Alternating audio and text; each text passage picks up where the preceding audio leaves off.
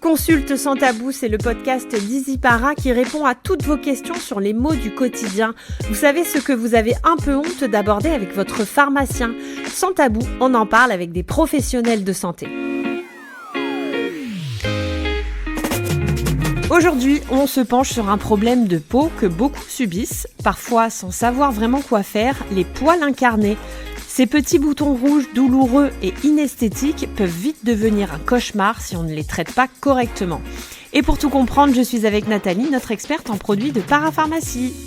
Commençons par le début. C'est quoi déjà un poil incarné ?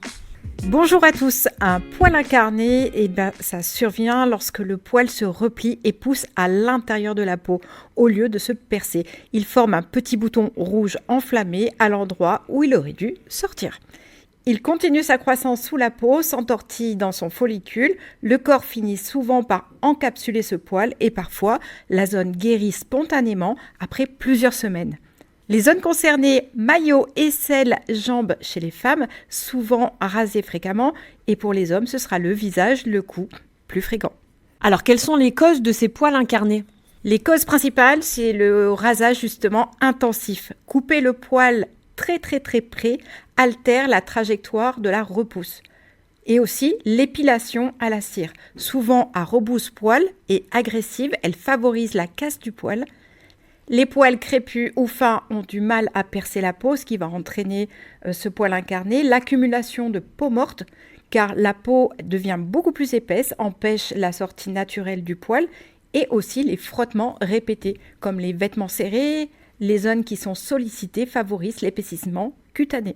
Mais alors, est-ce que c'est douloureux et est-ce qu'il y a des risques finalement ? Oui, cela peut provoquer des douleurs, des rougeurs et des démangeaisons et surtout des traces cutanées qui sont dues au grattage.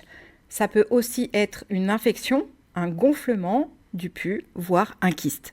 Percer un poil incarné soi-même peut aggraver l'inflammation, laisser des cicatrices ou infecter davantage. Dans ce cas-là, une consultation chez le dermatologue est recommandée en cas d'infection ou de récidive fréquente. Mais alors comment on peut les éviter au quotidien ? Pour prévenir efficacement les poils incarnés, on peut s'appuyer sur 3 grands axes principaux, c'est-à-dire exfolier régulièrement. L'objectif est d'éliminer les cellules mortes qui bouchent le pore. Vous pouvez faire un gommage doux 1 à 2 fois par semaine ou opter pour une exfoliation chimique à base d'urée, d'acide salicylique ou bien d'acide glycolique. Très efficace sur les peaux épaisses ou sujettes aux incarnations. Et pour celles et ceux qui aiment les rituels un peu cocooning, un rituel hammam est une excellente option. Par exemple, le brossage à sec du savon noir, un gommage au gant de Kessa, suivi d'un masque au rasoul. Ce rituel purifie, adoucit et prépare la peau pour une repousse sans obstacle. Deuxième axe, l'hydratation pour assouplir la peau. Une peau bien hydratée laisse plus facilement passer le poil. Pensez au lait enrichi en urée et aux huiles végétales plutôt légères. Et si vous vous exposez au soleil, choisissez une crème cicatrisante avec un SPF pour éviter les taches après l'épilation ou l'inflammation. Troisième axe, optez pour des bons gestes au niveau de l'épilation et du rasage. Rasez dans le sens du poil avec une lame parfaitement propre, évitez les rasages à sec, portez des vêtements amples parce que justement le frottement va entraîner ce type de poil. Au niveau de l'épilation, toujours épiler dans le sens du poil pour éviter de casser le poil sous la peau. Et est-ce qu'il existe des solutions naturelles ?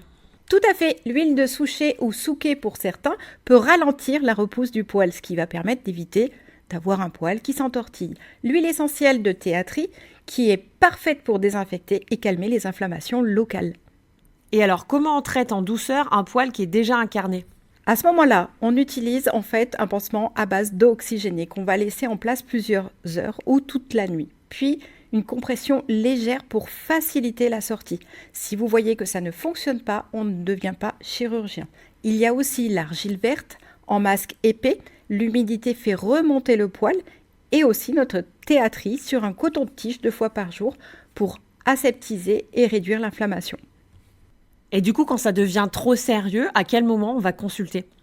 Consultez si la douleur ou l'inflammation persiste, un abcès, du pus, un kyste apparaît. Les poils incarnés reviennent fréquemment sous la peau et restent marqués. Si vous avez un terrain à risque, diabète, mal équilibré, immunodépression ou une maladie, ou si vous souhaitez envisager l'épilation laser qui est plus durable. Merci Nathalie pour tous ces conseils précieux. Et donc à vous toutes et tous, pensez à hydrater, exfolier, adapter vos méthodes et surtout ne touchez pas aux poils incarnés. Comme toujours, retrouvez tous les produits recommandés, soins naturels, lotions exfoliantes, etc. sur easypara.fr. Écoutez votre peau et consultez si besoin. Merci pour votre écoute et on vous dit à très vite.